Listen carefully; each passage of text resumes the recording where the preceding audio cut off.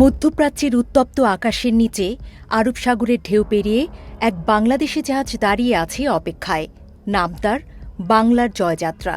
নামের মতোই যাত্রা হওয়ার কথা ছিল দীর্ঘ, ব্যস্ত আর গুরুত্বপূর্ণ। কিন্তু সেই যাত্রা থেমে গেছে এক অদৃশ্য দেয়ালে, হরমুজ প্রণালীর মুখে। এই প্রণালী শুধু একটি জলপথ নয়, বরং বিশ্ব বাণিজ্যের অন্যতম গুরুত্বপূর্ণ ধমনী। বিশ্বের বিপুল পরিমাণ জ্বালানি তেল এই সরু পথ দিয়ে যাতায়াত করে, আর এখন সেই পথের নিয়ন্ত্রণ শক্ত হাতে ধরে রেখেছে ইরান। ঘটনার শুরুটা সাম্প্রতিক যুদ্ধকে ঘিরে। যুক্তরাষ্ট্র ও ইসরায়েলের সঙ্গে সংঘাতের পর মধ্যপ্রাচ্যের পরিস্থিতি হঠাৎ করেই বদলে যায়। নিরাপত্তার অজুহাতে হরমুজ প্রণালীতে কড়াকড়ি আরোপ করে ইরান। ফলে যে কোনো জাহাজকে এই পথ পার হতে হলে ইরানের অনুমতি লাগছে, আর সেখানেই আটকে গেছে বাংলার জয়যাত্রা। ৩৭,০০০ টন সার বোঝাই এই জাহাজটির গন্তব্য ছিল দক্ষিণ আফ্রিকার কেপটাউন ও ডারবান।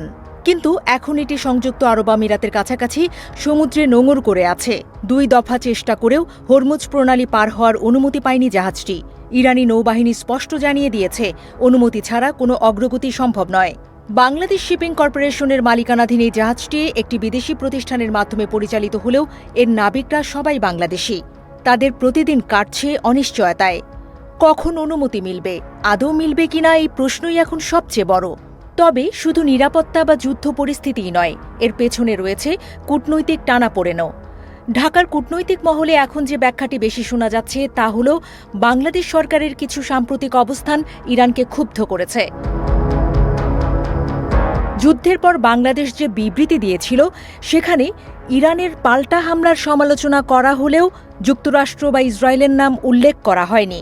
পরে আরেকটি সংক্ষিপ্ত বিবৃতিতে ইরানের সর্বোচ্চ ধর্মীয় নেতা আয়াতুল্লাহ আলী খামেনির মৃত্যুর ঘটনায় শোক জানানো হলেও সেটিকে যথেষ্ট মনে করেনি তেহরান।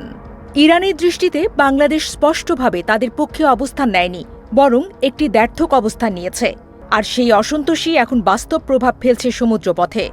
ঢাকায় নিযুক্ত ইরানের রাষ্ট্রদূত প্রকাশ্যে এই অসন্তোষের কথা জানিয়েছেন। তিনি বলেছেন, বাংলাদেশের বিবৃতি ইরানের প্রত্যাশা পূরণ করতে পারেনি।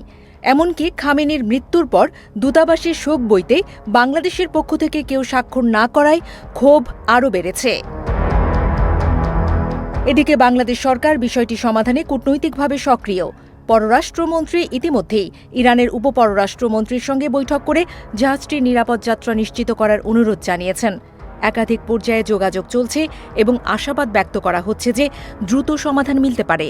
কিন্তু বাস্তবতা হল, হরমুজ প্রণালী এখন শুধু একটি বাণিজ্যিক পথ নয়, বরং এটি কৌশলগত অস্ত্র।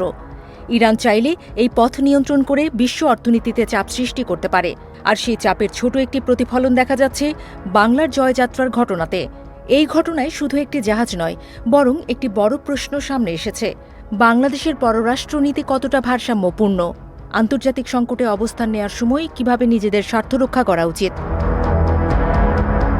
সাবেক কূটনীতিকরা বলছেন, পররাষ্ট্রনীতিতে ধারাবাহিকতা ও নৈতিক অবস্থান খুব গুরুত্বপূর্ণ। কোনো সংঘাতে নিরপেক্ষ থাকতে হলে সেটি স্পষ্টভাবে প্রকাশ করাও জরুরি। না হলে ভুল বার্তা যেতে পারে, যা পরবর্তীতে কূটনৈতিক সম্পর্ককে প্রভাবিত করে। এই পরিস্থিতিতে বাংলার জয়যাত্রার কাহিনী দেখিয়ে দিচ্ছে বিশ্ব রাজনীতির ঢেউ কত সহজেই একটি দেশের বাণিজ্য, অর্থনীতি, এমনকি কূটনীতিক সম্পর্ককে নাড়িয়ে দিতে পারে। তাই সমুদ্রের মাঝখানে দাঁড়িয়ে থাকা জাহাজটির এই অপেক্ষা কেবল অনুমতির জন্য নয়, বরং দুই দেশের মধ্যে বোঝাপড়ার নতুন পথ খোলার জন্যও।